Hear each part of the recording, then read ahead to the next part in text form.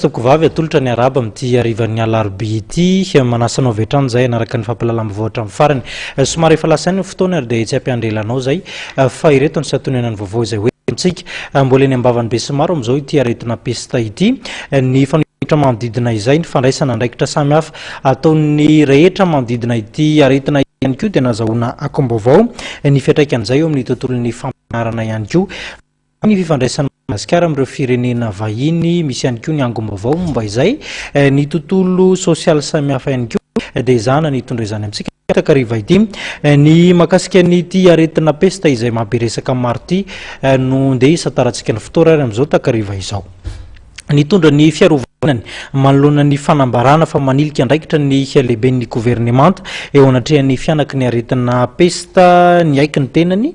fa tsy ampin'ny fampina omeny fanjakana ny commune ahafahana manadio sy manavoany fotodrafitrasa samihafa eo anatrehan'ny loto sy ny fanko izay mivangongo eny anivony commune samihafa eny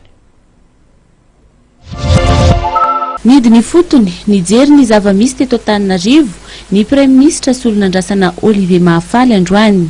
nijery ireo fako mivangongo eraky ny tanàna ny tenany ary nanome toromarika ireo tompony andraikitra rehetra ny amin'ny tompony analana farak'izay aingana ireo fako mivangongo etsero ireo nandritra izany no nanazavany fa tsy manilika andraikitra izany ny tenany fa amin'ny gouvernementage no anomezany toromarika sy torohevitra ary baiko ihany koa amin'ireo ambaratonga pahefana rehetra mba handray andraikitra tandrify azy ireo tompona andraikitra tsy manome tsiny zany tompona andraikitra manome tsiny dia tsy tompona andraikitra ny anarana tompona andraikitra dia manome toromarika amin'ny maha Premier Ministre anany nanomezako toromarika ny be ny tanàna rehetra tsy ankanavaka mba handray ny andraikiny asany zareo zany zay no izy ka ino zany anatsipy le izy ary sorako fa tena efa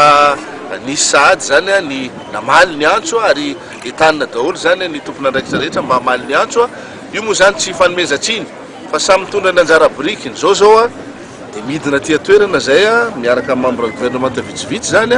mijery ny reto vahoaka reto zay tsara sitrapo zany manadio ny tanànany manadio ny manodidina azy nanoloana ny valandresaka nataony Marika Ravalomanana Omaly kosa dia nanambara ny Premier Ministre fa tsy tamin'izao fotoana izao no nanalana ny Samva sy ho tantanan'ny commune Antananarivo renivohitra nanamafy koa ny tenany fa mahazo fanampiana daholo ny commune fa ekena kosa fa tsy ampy zany raha ny fanazavana nentiny androany tamin'ny andron'izy no nafindra tsy ho lasa ho tantanan'ny commune tsony Samva anjaranareo mitady an'izay question pour un champion zany fa tsy anjarana makasika ny subvention zany samy manana samy mahazo subvention zay tandrify azy ny commune tsirairay eto Madagasikara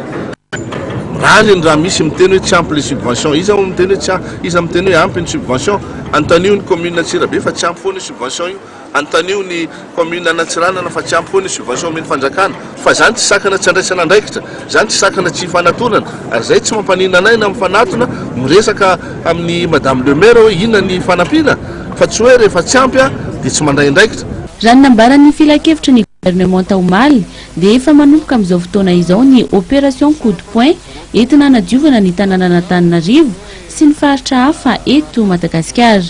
ny eo anivon'ny ministera misahana ny rano sy ny angovo no manatanteraka izany asa izany